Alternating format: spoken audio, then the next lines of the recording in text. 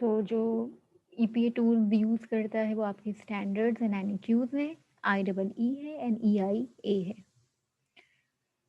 क्या है IEE and EIA, ये तो वैसे हम डिटेल में पढ़ेंगे, लेकिन ब्रीफली अगर देखें तो क्या है, PIPA provides Pakistan Environment Protection Act provides for a screening mechanism to evaluate the projects at their very inception for environmental impactment. It introduced the well recognized international concept of IEE and EIA। भी कहाँ से आया आपके पास, बाहर से आया, international concept है।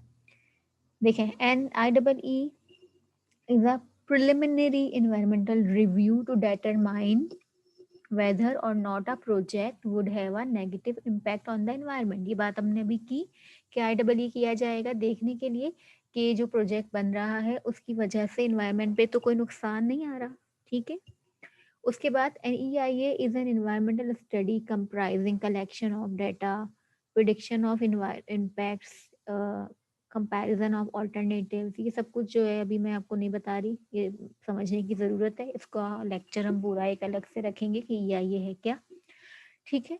तो EIA में भी यही देखा जाता है कि इन्वायरमेंट पे इसके क्या क्या नेगेटिव इम्पैक्ट्स आ रहे हैं, उस प्रोजेक्ट्स के आ सकते हैं, प्रिडिक्ट किया जाता है। अभी तो प्रोजेक्ट नहीं बना ना, लगा ही नहीं है अभी प्रोजेक्ट, ये सब कुछ प्रोजेक्ट लगने से पहले किया जा रहा है on the basis of the predictions, on the basis of the data, ठीक है। तो फिर उसके बाद क्या होता है, EIA में ऑल्टरनेटिव्स भी देखे जाते हैं कि भाई ये ऑल्टरनेटिव मेथड यूज़ करके क्या इन्वायरमेंटल इम्पैक्ट कम किया जा सकता है।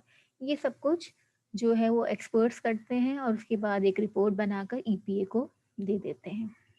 फिर the EPA and Provincial Environmental Protection Agencies have the authority to review, approve और refuse EIA, ठीक है। अब वो उनके ऊपर है।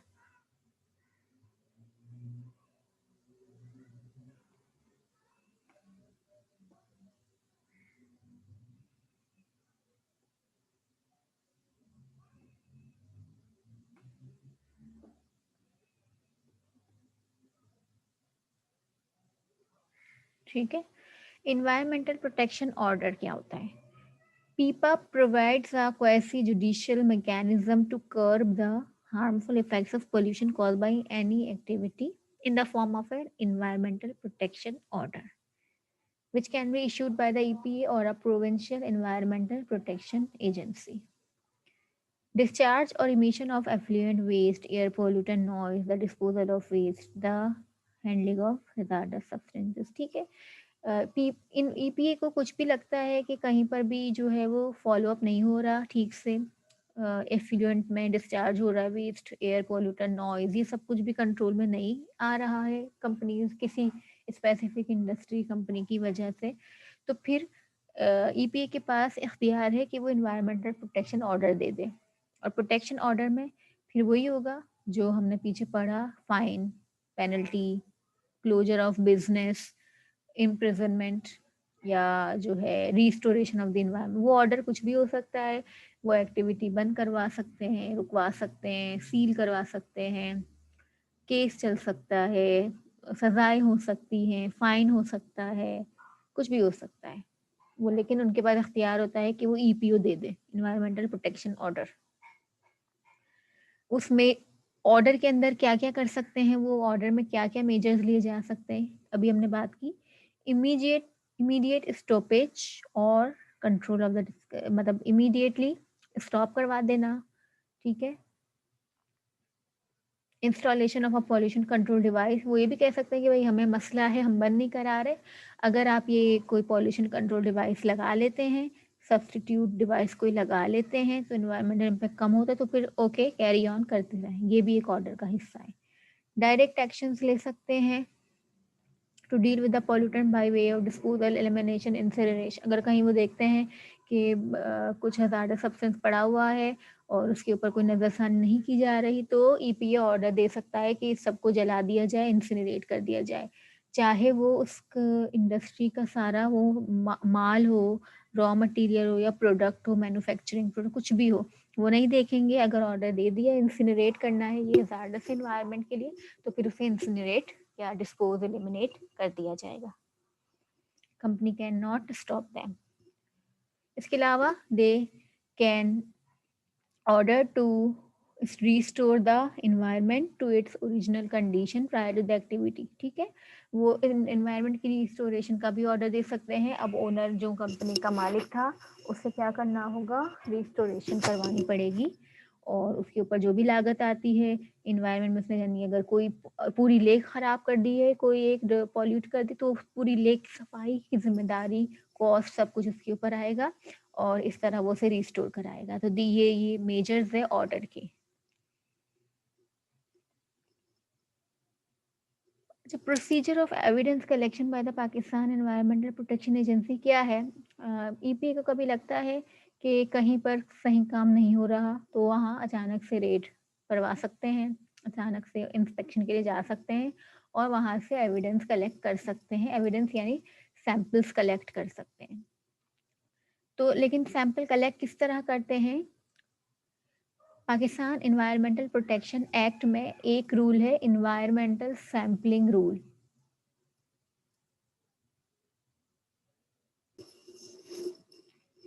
तो हमने बात की थी ना कि लॉ जो है, एक्ट जो है, वो बहुत सारे रूल्स एंड रेगुलेशन पे बनता है। सबसे बड़ा कॉन्स्टिट्यूशन, फिर उसमें लॉ, फिर उसमें एक्ट, फिर उसमें रेगुलेशन, फिर उसमें रूल और फिर उसमें कोड्स।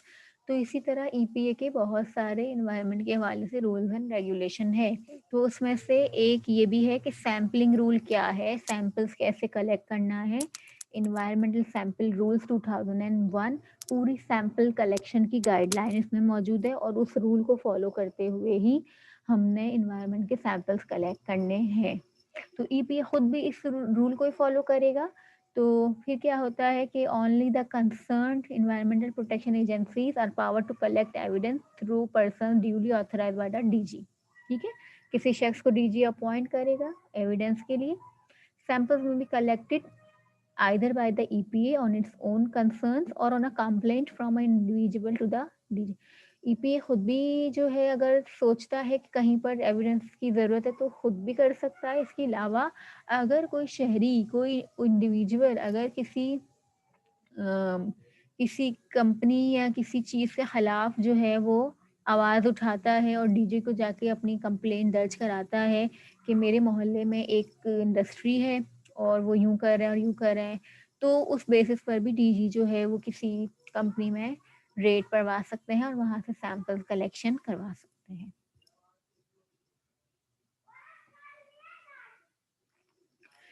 अच्छा, अनऑथोराइज, वो जो शख्स जो जा रहा है सैंपल लेने के लिए, an authorized person is required to seal the samples in 3 jars and seal them at the premises where the samples are taken। जहाँ सैंपल लिए वहीं सील करेगा। One sample will be taken to the chief analyst for analysis in the light of the NAQs की light में उस sample, एक sample की analysis कराएगा। कहाँ से करवाएगा, वही याद है ना, सर्टिफाइड इन्वायरमेंटल लेबोरेटरीज, वहीं से करवाएगा। दूसरा सैंपल वो वहीं इंडस्ट्री के ओनर को दे देगा, ठीक है, जहाँ से सैंपल कलेक्ट किया था। और तीसरा वो अपने साथ ईपीए में लेके आ जाएगा। In case the results show a contravention of provisions of पीपा यानी एक्ट की प्रोविजन को डिनाई कर रहा है, जो है अप टू द मार्क नहीं है, तो ईपीए में है issue an order. EPO environmental protection order जो है वो ईपीए कर सकता है। और इन्वायरमेंटल ट्रिब्यूनल यानी इन्वायरमेंटल की अदालतों में भी ये केस चलाया जा सकता है। ओनर जो है कंपनी का वो चैलेंज कर सकता है उनके जो है, अगर उन्हें पनिश कर दिया जाता है ओनर को, तो वो उसको अदालत में ले जा सकता है कि मुझ पे गलत केस किया गया है या मुझे गलत सज़ा दी गई है। फिर वो अपना जो थर्ड सैंपल है वो जो है वो आता है, मतलब वो अपना सैंपल लेके जाएगा कि भाई सही है, सब कुछ देखें, इसको चेक करें। तो फिर वो जो थर्ड सैंपल था ना जो रिटेन किया गया था, उसकी मदद से फिर मामले को रिजॉल्व करवा। तो बहुत लंबी चौड़ी बहस है ये, मैं ब्रीफली बता रही हूँ इस चीज़ को कि इस तरह चलता है। फिर वो वहाँ से कोई बात, वहाँ से कोई बात, और ये केस साल साल चलते हैं। फिर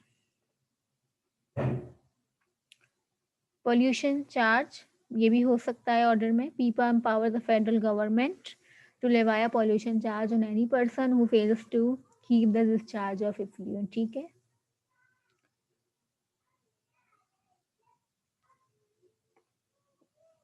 पेनल्टीज ये हमने बात की थी।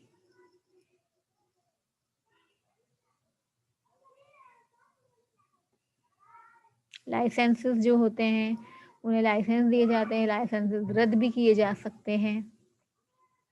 ये आप पढ़ लीजिएगा, ये सारा कुछ डिटेल में समझ में आएगा। Self monitoring and reporting by industries एक स्मार्ट प्रोग्राम है जो कि ईपीए ने इंट्रोड्यूस करवाया है। कंपनीज अपनी रिपोर्ट खुद देती है, अपने सैंपल्स की रिपोर्ट इस प्रोग्राम के तहत खुद देती है। इस रूल को भी, ये भी एक रूल है, इसको हम बहुत डिटेल में इंशाल्लाह पढ़ेंगे।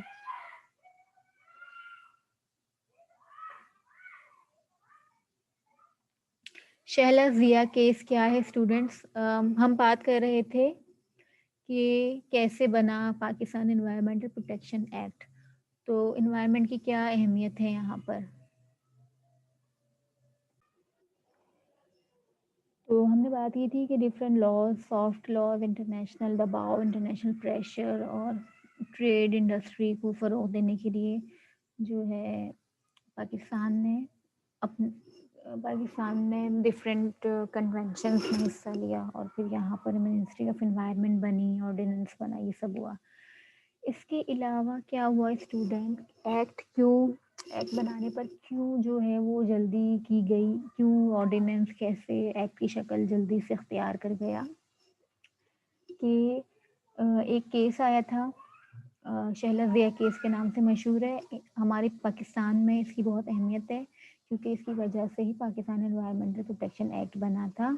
इसकी वजह से एनवायरनमेंट के बहुत सारे इस तरह के जो है वो काम हुए और अदालतों में एनवायरनमेंट के ऊपर बातें की गई। वापदा के खिलाफ ये केस था। उनके इलेक्ट्रिसिटी ग्रिड स्टेशन कहीं पर लगने थे तो वहाँ के लोकल्स ने कंप्लेंट दायर की अदालत में, ठीक है। तो ये केस चला और उसमें बताया, उसमें एक्चुअली इन्वायरमेंट के हवाले से तो उस वक्त कॉन्स्टिट्यूशन में कुछ नहीं था, लेकिन कॉन्स्टिट्यूशन में उस वक्त कौन सा आर्टिकल मौजूद था? Article 9 and article 14। आर्टिकल 9 के तहत राइट टू लाइफ, मतलब जिंदगी का हक है लोगों को। इसके अलावा राइट टू डिग्निटी, ठीक है, डिग्निटी लोगों की, उसका भी हक है लोगों को। तो इन दोनों की बेसिस पर बताया गया कि इन्वायरमेंट भी लाइफ में ही आता है। जैसे साफ जो अगर लाइफ पर इंसान का हक है अच्छी ज़िंदगी, तो अच्छी ज़िंदगी पर उसका अगर हक है तो अच्छी ज़िंदगी उसे तभी मिलेगी जब एक क्लीन इन्वायरमेंट होगा। तो इस तरह clean environment right to life के आर्टिकल के अंदर जो है वो हैंडल किया गया, डील किया गया। और इस शहला जिया केस की वजह से जो है इस तरह के जो माइंस के ऊपर डिफरेंट केसेस थे, फिर उनको देखा गया, जिससे डिफरेंट इंडस्ट्रियल एक्टिविटीज की वजह से लोगों को जो नुकसान पहुंचा था ना, फिर उसके ऊपर नजरसानी की गई। अच्छा, ग्रेड स्टेशन जो है वो अभी लगा नहीं था, लगने वाला था, लेकिन उसके पोटेंशियल था ना कि वहाँ उसकी वजह से वहाँ लोगों को नुकसान होगा। तो रिमेंबर स्टूडेंट्स, हमने प्रिंसिपल्स पढ़े हैं पिछले लेक्चर में कि कौन कौन से प्रिंसिपल है जिसकी बेसिस पर लॉ बनाए जाते हैं। जैसे हमारा एक प्रिंसिपल था इक्विटी प्रिंसिपल, इसके अलावा sustainability principle, prevention principle, polluter pays principle, ये वाले प्रिंसिपल्स थे ना। तो उसमें एक प्रिंसिपल था प्रिकॉशनरी प्रिंसिपल। तो शहला जिया केस की वजह से जो है प्रिकॉशनरी प्रिंसिपल की भी एप्लीकेशन होना शुरू हुई पाकिस्तान में। प्रिकॉशनरी प्रिंसिपल यही था ना कि अभी कुछ हुआ नहीं है, साइंटिफिक सर्टेनिटी जो है, मतलब सबूत हमें नहीं चाहिए कि कुछ होगा तभी हम उस काम को रोकेंगे। यहाँ पर पोटेंशियल है ना कि इलेक्ट्रिसिटी ग्रिड स्टेशन लगने से वहाँ के लोगों में बीमारियां हो सकती है, तो बस हो सकती है कि बेसिस पर ही वो काम रोकना है। तो ये होता है प्रिकॉशनरी प्रिंसिपल की एप्लीकेशन। अभी हुआ कुछ नहीं था, होने से पहले ही रोका गया, ठीक है।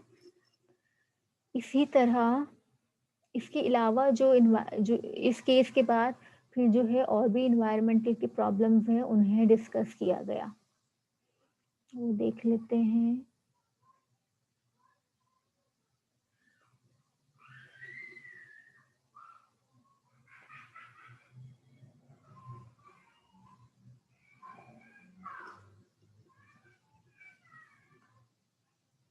जैसे राइट टू क्लीन एनवायरनमेंट के साथ साथ लोगों का राइट टू क्लीन वाटर भी है। फिर क्या हुआ, in Khewra mines case court held that availability of clean water to population is necessary facet of life।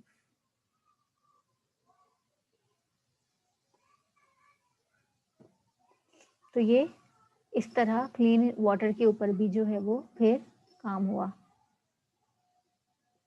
Then nuclear pollution case, supreme court prohibited allotment of any land for dumping of nuclear waste in Balochistan. अब जो है वो अदालत जो है वो होश में आ गई एक तरह से, और उन्होंने खुद सोमोटो नोटिस वगैरह भी लिए, और खुद से जो है वो बहुत सारे इस तरह केसेस चले और एनवायरनमेंट की बेहतरी होती गई। तो Shehla Zia case was a pioneer in तमाम चीज़ों में। जब शहला जिया केस हुआ तो फिर इस तरफ लोगों का रुझान हुआ।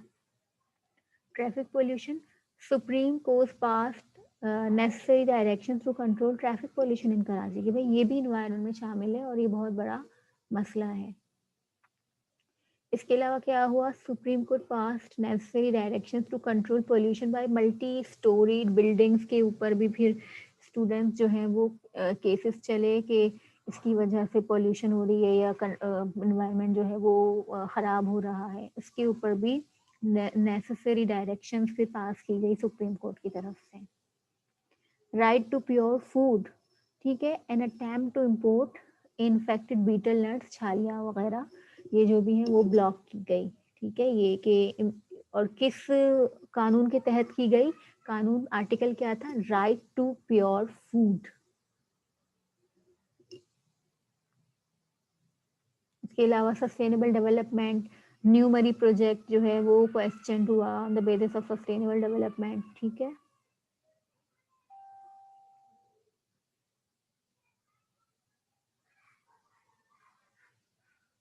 इसके अलावा enforcement of CSR, corporate social responsibility.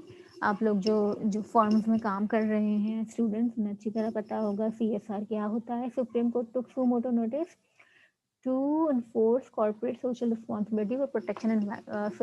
Supreme Court ने क्या किया कि इन्फोर्स कराया बड़ी बड़ी मल्टीनेशनल्स को कि आप लोग अपना एक CSR चलाएं। उसमें क्या हो कि हर कंपनी इन्वायरमेंट की प्रोटेक्शन में कोई एक काम करे।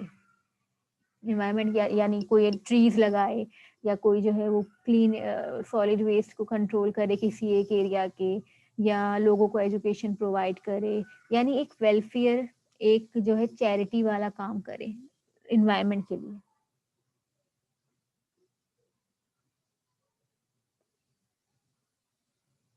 इसके अलावा क्या हुआ, इसकी वजह से ग्रीन बेंचेस और ग्रीन कोर्ट्स बने। इस तरह के केसेस की वजह से green benches at high courts have been established to deal environmental cases exclusively। जैसे environmental tribunals होते हैं ना, सिर्फ environment के cases चलते हैं वहाँ पर, environment की अदालतें होती हैं।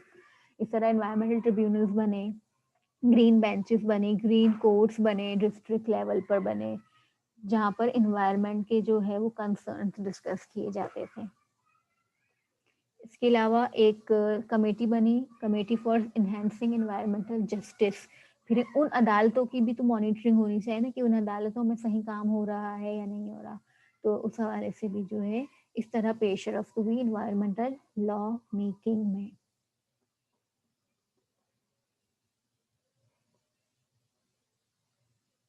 Thank you very much students.